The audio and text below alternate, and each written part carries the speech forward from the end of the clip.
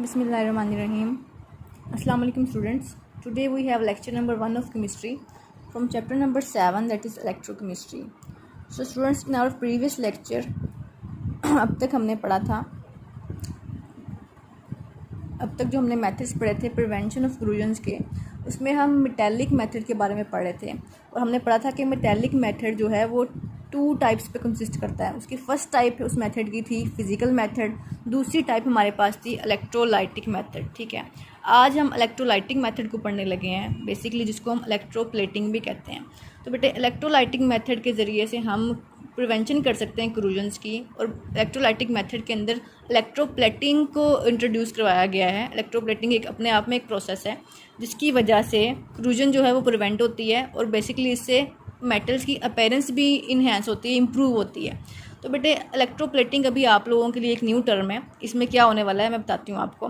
Basically बेटे इसमें ना इलेक्ट्रोप्लेटिंग में डिपोजिशन होती है एक मेटल की दूसरे मेटल के ऊपर, जिसको हम आम अल्फाज में उर्दू में मलमाकारी कहते हैं।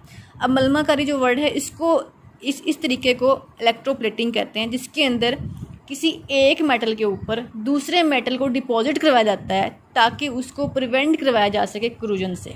This is called electroplating. But according to the definition of your book, definition electroplating की ये है, deposition of one metal over the other by means of electrolysis. But electrolysis के तरीके से डिपोजिशन करवाई जाती है एक मेटल के ऊपर दूसरे मेटल की, इसको हम कहते हैं इलेक्ट्रोप्लेटिंग। ठीक हो गया बेटे। इसके एडवांटेज हैं, 2 एडवांटेज हैं। पहला तो हमारे पास अल्टीमेटली ये है ही कि वो क्रूजन को प्रिवेंट करता है, यानी कि रस्टिंग को, क्रूजन को प्रिवेंट करता है। It protect the metal against corrosion. और दूसरा ये है कि वो इम्प्रूव करता है उसकी अपीयरेंस को, खूबसूरती के लिए भी समटाइम इलेक्ट्रोप्लेटिंग की जाती है। ठीक है, ये हमने अब तक पढ़ ली इलेक्ट्रोप्लेटिंग की डेफिनेशन और इसका एडवांटेज क्या है वो भी पढ़ लिया। बेटे इलेक्ट्रोप्लेटिंग के प्रोसेस को समझने के लिए हमें ये पता होना चाहिए कि बेसिकली ये होती किस तरह से है। जैसे हर तरीके में किसी प्रिंसिपल के ऊपर बन रहा होता है इलेक्ट्रोलाइटिक सेल, इलेक्ट्रोप्लेटिंग के प्रोसेस में भी पहले इलेक्ट्रोलाइटिक सेल को इस्टेब्लिश करेंगे हम, उसके अंदर हम एनोड और इलेक्ट्रोड को, एनोड और कैथोड को एज एन इलेक्ट्रोड इंट्रोड्यूस करवाएंगे और उसमें एक इलेक्ट्रोलाइटिक सोल्यूशन भी होगा जो हमारा इलेक्ट्रोलाइट के तौर पे वर्क कर रहा होगा। हम देख लेते हैं कि इसका प्रिंसिपल क्या है। प्रिंसिपल ऑफ इलेक्ट्रोप्लेटिंग ये है कि सबसे पहले आपने इलेक्ट्रोलाइटिक सेल जो है वो इस्टेब्लिश करना है। इलेक्ट्रोलाइटिक सेल जब भी बनाते थे, आपको याद होगा, उसमें इलेक्ट्रोड होने लाजमी है और उसमें इलेक्ट्रोलाइटिक सोल्यूशन होना लाजमी है जो कि इलेक्ट्रोलाइट के तौर पे वर्क करेगा। अब जी एक एनोड है और दूसरा कैथोड, इस तरह से हमारे इलेक्ट्रोड बन गए। अब ये डिसाइड होने लगा है कि एनोड क्या होगा और कैथोड क्या होगा। बेसिकली बेटे जो मेटल जिसके ऊपर डिपोजिशन होने लगी है ना, वो हमारा कैथोड होता है। ठीक है, जबकि एनोड वो होता है, anode is made of metal to be deposit. जो मेटल डिपॉजिट करवाया जा रहा होता है वो एनोड होता है। ठीक है, समझ आ रही है आपको? एनोड क्या है? वो वाला मेटल जिसको हम क्रूसिव मेटल के ऊपर डिपॉजिट करवाएंगे ना, वो हमारा एनोड है। और जो हमारा ऑब्जेक्ट है जो क्रूसिव हुआ है उसके ऊपर हम डिपोजिशन करवा रहे हैं, वो हमारा कैथोड हो गया। ठीक हो गया। अब अगर मैं आयरन शीट वाली आपको एग्जांपल दूं, अगर आयरन शीट कहीं से रस्ट हुई हुई होगी ना, उसके ऊपर हम किसी और मेटल की, क्रोमियम की या निकल की डिपोजिशन करवाएंगे तो वहाँ पे iron sheet as a cathode work कर रही होगी, जबकि क्रोमियम और निकल जो कि डिपॉजिट होने हैं वो एज अ एनोड वर्क कर रहे होंगे। ठीक है, अब इलेक्ट्रोलाइटिक सोल्यूशन जो हमारा इलेक्ट्रोलाइट है वो कौन सा होगा? बेटे जो मेटल हम वहाँ पे यूज़ कर रहे हैं ना, उसी रिस्पेक्टिव मेटल का एक्वस सोल्यूशन हम एज एन इलेक्ट्रोलाइट यहाँ पे यूज़ करेंगे। Aqueous solution of salt of respective metal is used as an electrolyte. ठीक हो गया। ये बेसिकली प्रिंसिपल है इलेक्ट्रोप्लेटिंग का। इलेक्ट्रोप्लेटिंग के प्रिंसिपल अगर आपसे आए शॉर्ट क्वेश्चन में पूछा जाए तो आपने पहले याद रखना है कि इलेक्ट्रोप्लेटिंग के प्रिंसिपल में सबसे पहले आपने इलेक्ट्रोलाइटिक सेल इस्टेब्लिश करना है। पहली बात, जब आप इलेक्ट्रोलाइटिक सेल इस्टेब्लिश करेंगे, आपको पता है उसकी इस्टेब्लिशमेंट में 2 चीज़ें सबसे इंपॉर्टेंट हैं। पहली, उसमें इलेक्ट्रोड का होना, कैथोड और एनोड का होना। ठीक है, ये इलेक्ट्रोड हमारे ही होते हैं ना। दूसरी कंडीशन क्या है? इलेक्ट्रोलाइट का होना, यानी कि इलेक्ट्रोलाइटिक सोल्यूशन का होना। ठीक हो गया। अब यहाँ मैंने आपको बता दिया था कि एनोड क्या होगा और कैथोड क्या होगा। कैथोड आयरन शीट है, क्यों? क्योंकि वो पहले क्रूसिव है और वो हमारा ऑब्जेक्ट है। एनोड क्रोमियम या निकल है या वो वाला मेटल है जो उसके ऊपर डिपॉजिट करवाया जा रहा है। अंडरस्टैंड? ये बात यहाँ तक क्लियर होगी। अब बेटे यहाँ पे प्रोसीजर है इलेक्ट्रोप्लेटिंग का कि बेसिकली प्रोसीजर में क्या हो रहा होता है। बेटे जो इलेक्ट्रोप्लेटिंग का हमारा ऑब्जेक्ट होता है ना, उसको हम क्लीन करते हैं सैंड के साथ। सैंड जिसको हम SiO2 सिलिकॉन डाइऑक्साइड कहते हैं, उससे हम इसको क्लीन कर लेते हैं। फिर इसको कास्टिक सोडा से वॉश करते हैं और एंड पे इसको थॉरली वॉश करते हैं वाटर के साथ। ये प्रोसीजर स्टार्ट हो रहा है। बेटे आम अल्फाज में आप इसको स्टोरी की तरह याद करेंगे, आपको अच्छे से याद रहेगा। लिखा हुआ है electroplating object is clean with sand, यानी कि उसको सैंड से क्लीन करना है, फिर उसको वॉश करना है NaOH सोल्यूशन से, यानी कि कास्टिक सोडे के सोल्यूशन से उसको वॉश करना है। वॉशिंग के बाद क्या करना है, उसको थॉरली वॉश करना है वाटर के साथ, ठीक है, ताकि उसके ऊपर कोई भी अब इम्प्यूरिटी ना रहे, ना ही वहाँ पे सैंड का कोई ज़र्रा रहे, ना ही कोई वहाँ पे कास्टिक सोडा की कोई इम्प्यूरिटी रहे जिससे आपने वॉश किया। उसको थॉरली आपने वॉश कर देना है। ठीक हो गया बेटे। इलेक्ट्रोप्लेटिंग के प्रोसीजर को हम डिस्कस कर रहे थे। हमने देखा था कि हमने जो ऑब्जेक्ट हमने इलेक्ट्रोप्लेट करना है उसको हमने क्लीन कर लिया था, पहले सैंड से वॉश किया था कास्टिक सोडा से और थॉरली वॉश कर दिया था वाटर के साथ। बेटे अब जो ऑब्जेक्ट था वो आपको पता है, मैंने बताया था आपको कि वो ऑब्जेक्ट हमारा आयरन शीट है, ठीक है, क्योंकि वो क्रूसिव है। आयरन शीट क्रूसिव हुई भी थी, उसकी क्रूजन को हमने रिमूव करना था। रिमूव करने के लिए हम वहाँ पे इलेक्ट्रोप्लेटिंग कर रहे थे। इलेक्ट्रोप्लेटिंग कर रहे थे हम निकल की और क्रोमियम की, ठीक है। जिस चीज़ की हम इलेक्ट्रोप्लेटिंग कर रहे थे वो एनोड था, ठीक है, और जो हमारा ऑब्जेक्ट है जिसके ऊपर डैमेज आया हुआ है, जो क्रूड हुआ हुआ है, वो आयरन शीट है, ठीक है। आयरन शीट हमारा कैथोड के तौर पर वर्क कर रहा है। तो बेटे ये वही बात है, object is working as cathode, that is iron sheet. Object क्या है जिसके ऊपर हमने क्या करनी है, इलेक्ट्रोप्लेटिंग करनी है जिस ऑब्जेक्ट की, ठीक है। जिस चीज़ से हमने इलेक्ट्रोप्लेटिंग करनी है, यानी कि जिस चीज़ को हमने डिपॉजिट करना है, जिस मेटल को, उसको हम एज अ एनोड ले रहे हैं, ठीक है, वो हमारा एनोड होता है। अब वो बेसिकली क्रोमियम होगा या निकल हो सकता है, ठीक है। बट यहाँ पे एक इंपॉर्टेंट बात आने लगी है इलेक्ट्रोलाइट के हवाले से। हमने पढ़ा था यहाँ पे aqueous solution of respective metal is use as an electrolyte, हमने पढ़ा था ना ये। बेटे अब देखें यहाँ हमारे पास आयरन जो है वो एज अ मेटल यूज़ हो रहा है, ठीक है, जो कि डैमेज था और हमने इसको रिपेयर करना है, इसकी हमने इलेक्ट्रोप्लेटिंग करनी है। बेटे अब आयरन ही वो मेटल है ना, ठीक है। अब हम आयरन का साल्ट देखेंगे कि आयरन का रिस्पेक्टिव साल्ट क्या बनता है। बेटे आयरन का रिस्पेक्टिव साल्ट अगर देखा जाए तो हमारे पास आयरन के साल्ट में फेरस सल्फेट होता है, ठीक है। तो माइट भी पॉसिबल यहाँ पे हम as an electrolyte ferrous sulphate को यूज़ कर लें, क्योंकि हमें साल्ट ऑफ मेटल ही यूज़ करना है जो कि बीइंग डिपॉजिटेड होना है। जिस मेटल को की हमने इलेक्ट्रोप्लेटिंग करनी है ना, जिसके ऊपर डिपोजिशन होनी है, उसके साल्ट की बात हो रही है। तो वहाँ पे हमारे पास मेटल जो ऑब्जेक्ट है वो आयरन शीट है। तो आयरन शीट का रेलिवेंट साल्ट अगर मैं देखूँ तो मेरे पास आयरन साल्ट फेरस सल्फेट बनता है। ये सिर्फ इन्फॉर्मेशन के लिए मैंने आपको बताया ताकि आपका कॉन्सेप्ट क्लियर हो सके। अब बेटे बात आने लगी है इलेक्ट्रोलाइटिक टैंक की। अब इलेक्ट्रोलाइटिक टैंक बेसिकली वही है जो हमारा इलेक्ट्रोलाइटिक सेल जिसको हम कह रहे थे।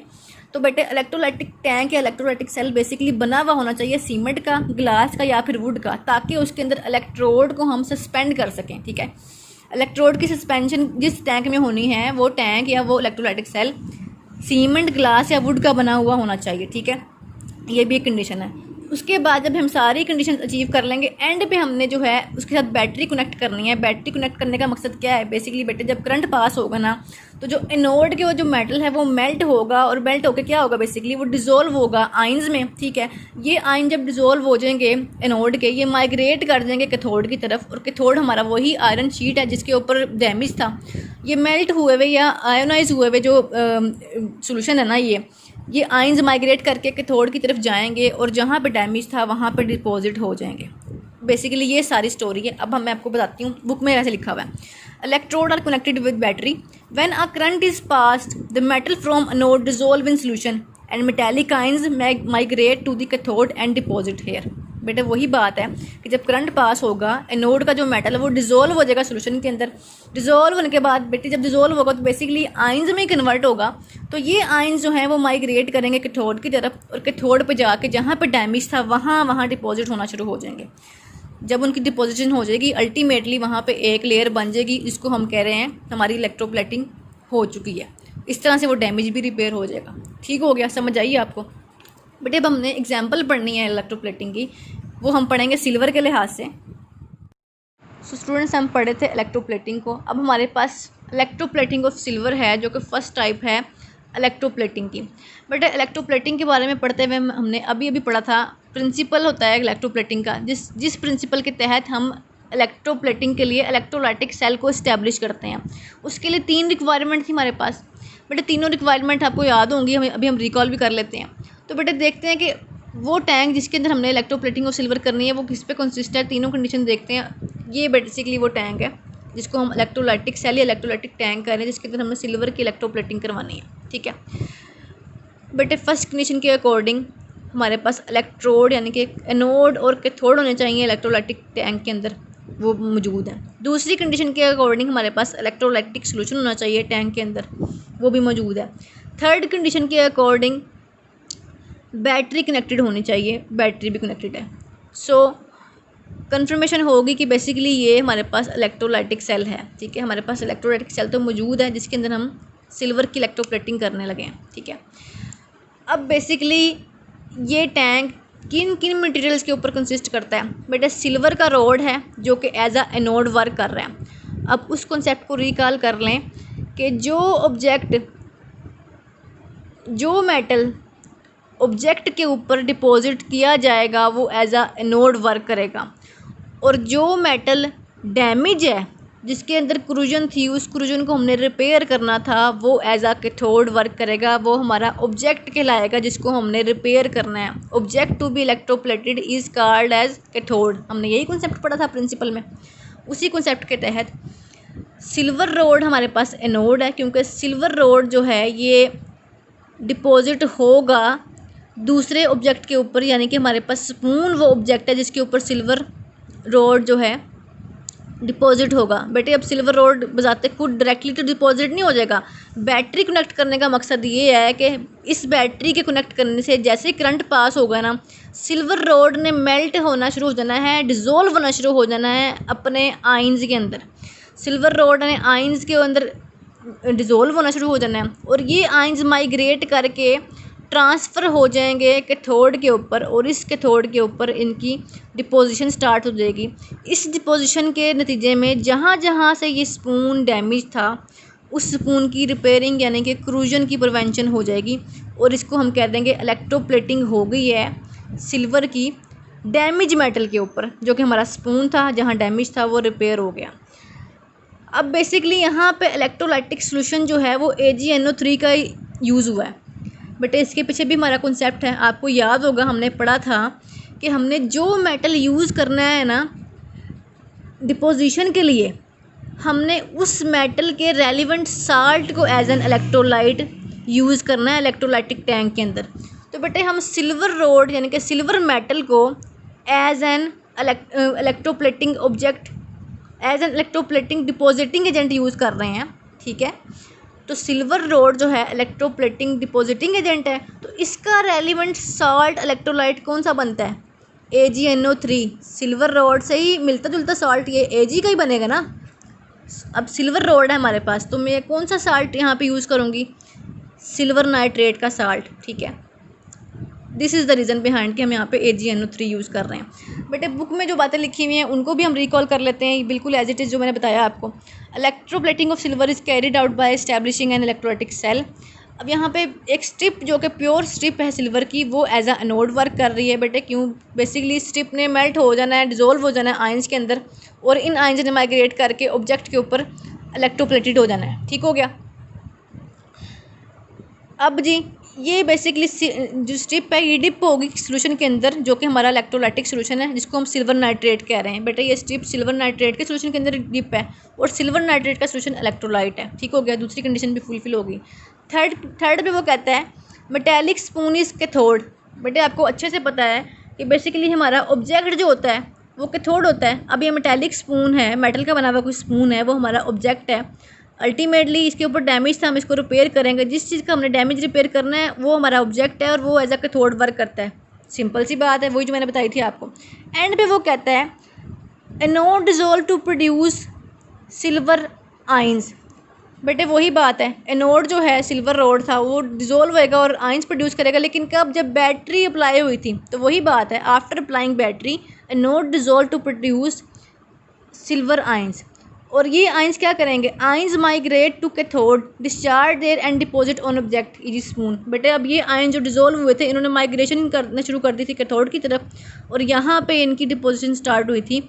तो हमने कहा था यहाँ पे बेसिकली इलेक्ट्रोप्लेटिंग हो गई है सिल्वर की उस स्पून के ऊपर जो डैमेज था, और वो स्पून अब रिपेयर हो गया। ठीक हो गया। अब बेटे हम देख लेते हैं बेसिकली इलेक्ट्रोड यानी कि हमारे पास एनोड और कैथोड के ऊपर रिएक्शन में क्या हो रहा है। बेटे एनोड के ऊपर देखें, सबसे पहले हमारे पास सिल्वर है, वो कन्वर्ट हो गया है सिल्वर कैटायन के अंदर, बेसिकली रिडक्शन है, लूज ऑफ इलेक्ट्रॉन हो रहा है। बेटे कैथोड के ऊपर बेसिकली ऑक्सीडेशन हो रही है, गेन ऑफ इलेक्ट्रॉन हो रहा है, सिल्वर कैटायन कन्वर्ट हो रहे हैं वापस सिल्वर के अंदर। ठीक हो गया बेटे। बेसिकली ये हमारे पास जो प्रोसेस है कहाँ कहाँ यूज़ होता है, इसकी एग्जांपल है सिल्वर प्लेटिंग के अंदर, टेबल वेयर्स के अंदर, कटलरी अलाते जराही जो होते हैं हमारे, नाइफ्स वगैरह, स्पून्स वगैरह, jewellery and stool object, basically जो हमारे मेटेलिक स्टूल्स आजकल बने हुए होते हैं वो सिल्वर प्लेटिंग के ज़रिए ही रिपेयर किए जाते हैं। ठीक हो गया बेटे। बुक के लिहाज से देख लेते हैं हमने कितना पढ़ा है आज। बेटे पेज नंबर 130 से इलेक्ट्रोलाइटिक मेथड से हमने स्टार्ट किया है। ठीक है, procedure of electroplating, for electroplating पढ़ा हमने, इलेक्ट्रोप्लेटिंग ऑफ सिल्वर पढ़ा है हमने। बेटे यहाँ तक पढ़ते हमने ये सारा यहाँ तक टॉपिक कवर कर लिया है इलेक्ट्रोप्लेटिंग ऑफ सिल्वर का, पेज नंबर 131 तक। ठीक है बेटे, आपने अच्छे से इसको कर लेना है। अल्लाह हाफिज़।